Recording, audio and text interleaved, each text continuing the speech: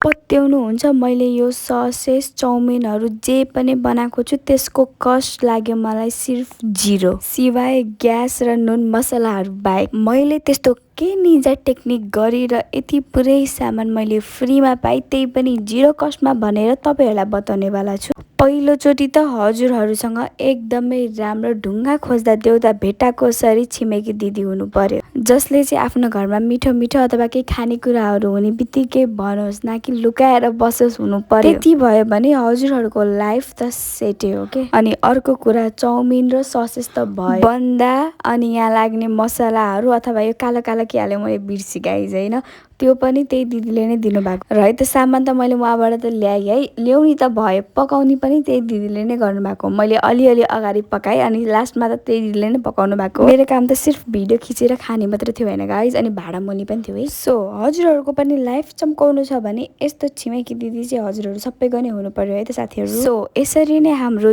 0 budget chowmein बन्यो। अनि तपाईँहरूको पनि यस्तो छिमेकी दिदी आन्टीहरू हुनुहुन्छ कि हुनुहुन्न कमेन्ट